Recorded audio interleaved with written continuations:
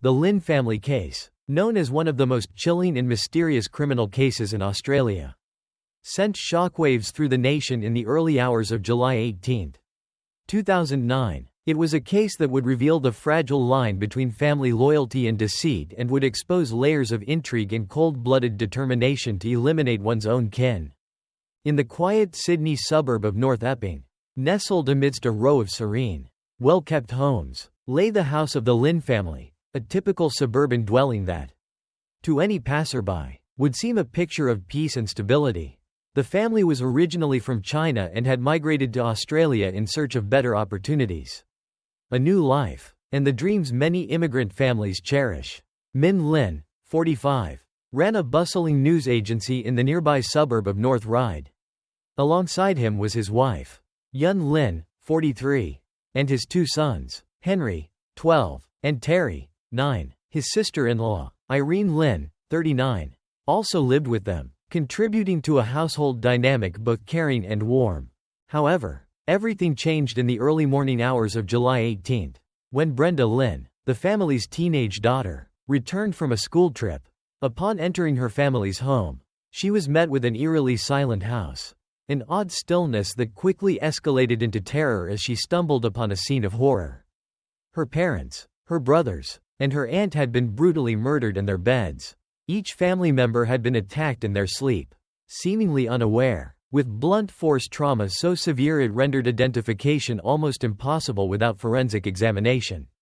The brutality of the killing spoke volumes of the hatred that drove the murderer. It was no random act but rather a calculated, deeply personal crime. The Australian media dubbed it the Lin family massacre, and as the police dug deeper, a grim picture began to emerge. At first, detectives were puzzled. The family was widely known and liked. They had no known enemies and no history of violence or disputes. It seemed implausible that anyone could harbor such hatred toward them. But as investigators sifted through the family's financial records, business dealings, and social connections, they slowly began to unravel a web of jealousy, resentment, and a drive for revenge. Suspicion soon turned toward Robert Xie, Brenda's uncle by marriage, who had shown a disturbing level of interest in the case. Xie, who was married to Kathy Lin, Min's younger sister, had been present from the very beginning of the investigation, often overstepping his bounds and seeking updates with an intensity that seemed odd, even to the officers. Despite his initial show of support for the family, something about his behavior seemed forced, as though he were struggling to maintain a facade. The investigators noticed subtle cracks in his composure and his increasingly erratic behavior, leading them to wonder if he knew more than he was letting on. As they continued their investigation, Xia's possible motives began to unfold. The Lin family's successful news agency was a point of tension within the extended family, as was Min's position as the family patriarch. Xie, who had faced struggles in establishing his own business, had been jealous of Min's success, often grumbling to close friends and family about how the Lins held the reins of the family's finances. Although outwardly polite and cooperative, Xie harbored a deep resentment toward Min, his family, and their position. Yet, what investigators were not initially prepared for was the depth of Xia's vendetta, one that spurred him to carry out an elaborate plan to eradicate the family entirely. Piecing together forensic evidence was a daunting task. There were no obvious fingerprints or DNA traces directly linking Xie to the crime scene.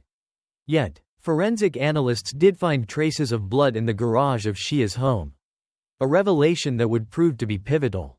The blood samples matched those of the Lin family, suggesting a chilling scenario, that Xie had either prepared for the crime in his own home or had returned there after carrying out the massacre. However, without concrete evidence, the police could not yet charge him. They needed a breakthrough, a slip-up, something that would conclusively link him to the murders. As the case continued, investigators finally made a shocking discovery. Xia's own security system had recorded his car leaving his home in the early hours of the morning on July 18, precisely when the murders took place.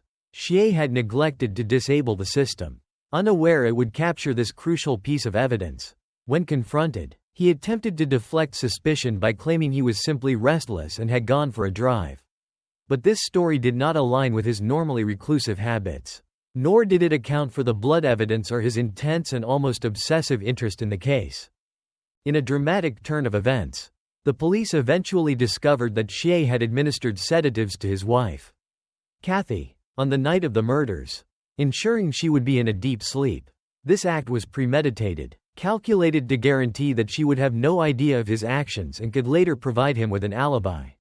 When this detail came to light, the entire case took on a new, deeply disturbing dimension. It became apparent that Xie had gone to unimaginable lengths to ensure his plan would succeed, crafting an alibi that only deepened his level of betrayal toward his own family.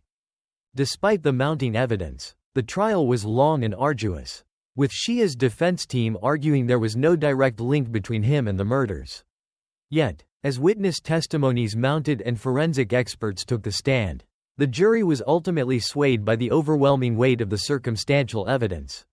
The blood in Xie's garage, the movements of his vehicle, the administration of sedatives, and his erratic behavior in the days following the crime all painted a picture of a man who had committed an atrocity beyond comprehension. After a grueling legal battle, Xie was found guilty of the murders of the Lin family, a verdict that brought a semblance of justice but could never undo the tragedy that had shattered the lives of those close to the Lins.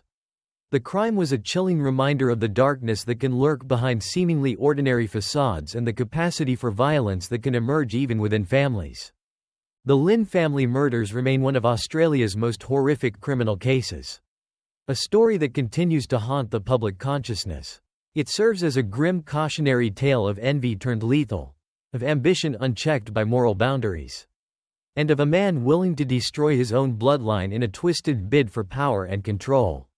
The legacy of the Lin family, however, lives on in the memories of their friends, community, and those who still mourn the loss of such a kind and gentle family. And as Australia remembers the tragedy that struck North Epping, the tale of the Lin family serves as a stark reminder of the fragile bonds that tie us together, and how easily they can be undone.